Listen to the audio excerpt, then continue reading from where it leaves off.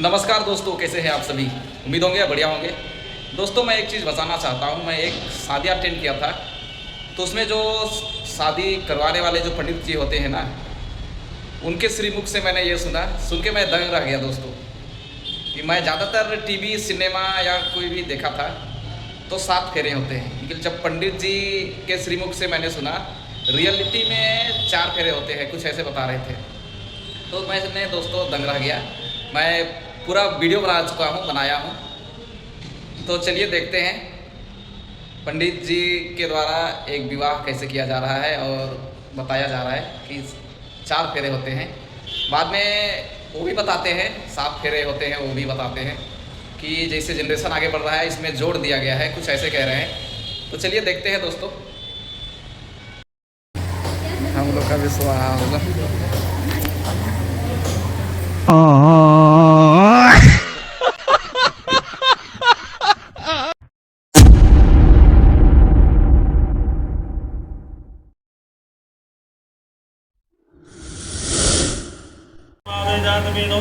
लक्ष्मी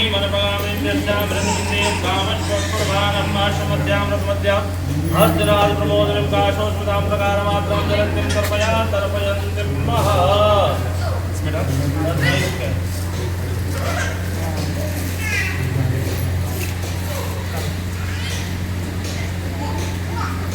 ओम हरि ओम सहस्रतीर्थावरवः सहस्राक्षरमाता शभोमि कृपा दिशददामूलं महापुरभजीवेतं सुन्दरबोधं जटभागं मुदामृतचेतानो जदन्निनातिरोहति एतावान् च महिमानो जायन्त पूर्वः स्वाहा।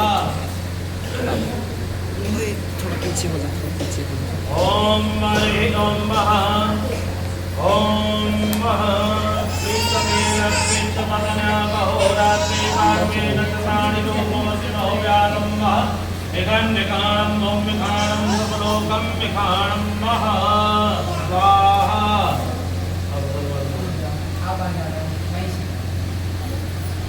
आगे चलो ना, आगे चलो।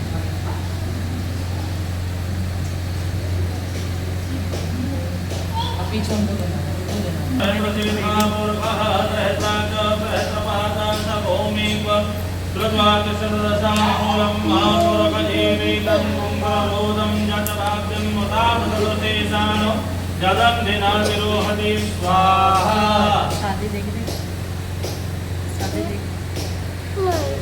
ओम जगपुरुषेण हविषा देवादिपुरुषः वदन्तोष्यादिताजं ग्रीष्मस्माशरस्तवि सप्तस्यासर्पसन्तदेवाः स्वाहा।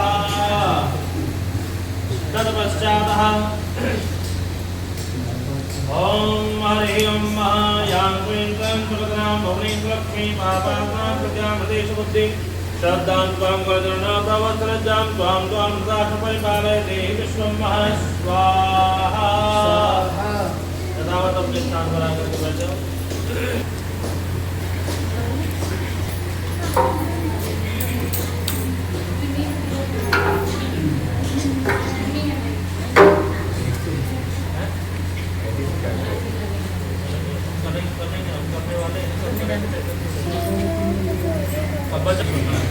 और तुमसे कह रही हैं, क्या कह रही हैं? सबसे पहला तो देखो, आप लोगों ने 7 फेरे लिए हैं।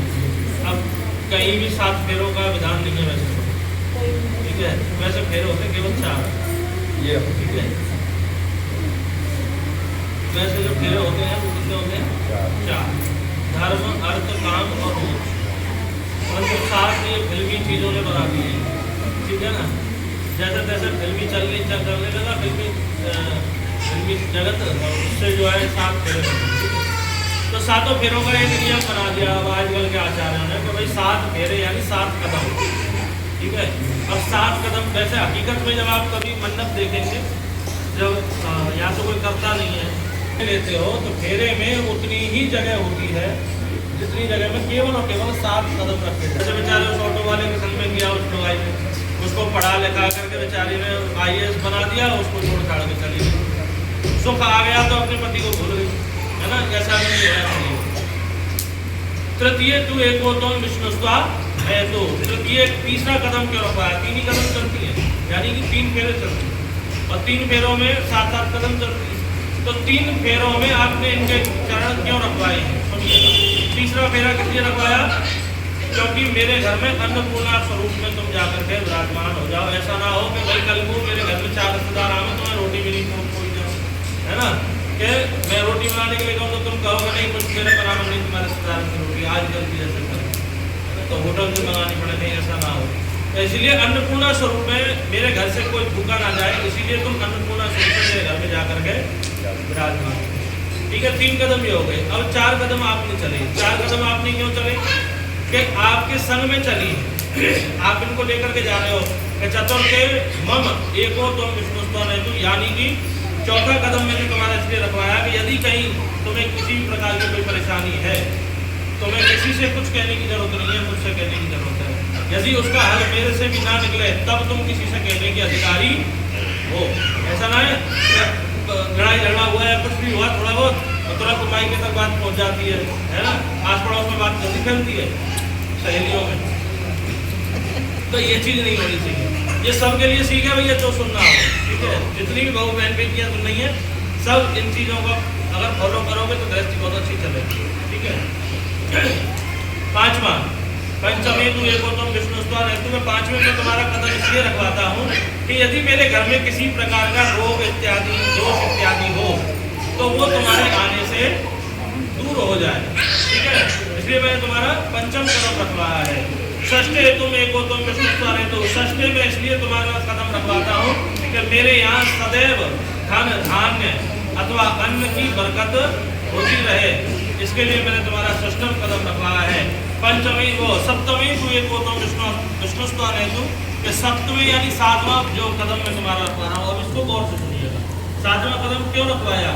कि कभी यदि मैं इस घर में हूँ चाहे नहीं हूँ, या कह लो कि मैं जगत में हूँ या नहीं हूँ, परंतु तुम्हें अपने पति व्रत धर्म पर अड़िग रहना चाहिए। ऐसा ना हो कि भैया कल को यदि मैं कहीं बाहर चला गया तो उस समय पर तुम्हारा पतिव्रत धर्म भंग हो जाए।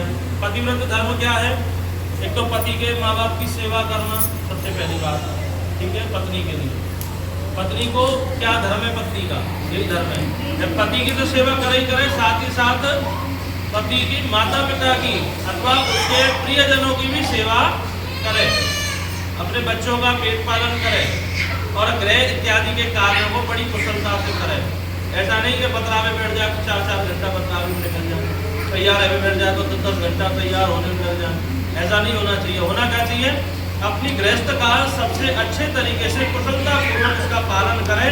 यही क्या है? पतिव्रत धर्म है। ठीक है, इस पर ही तुमको अड़िग रहना है, इसलिए तुमने इसके 7 कदम रखना है। ये 2 ही कदमों की बात। अब आए 7 वचन। अब ये कह रही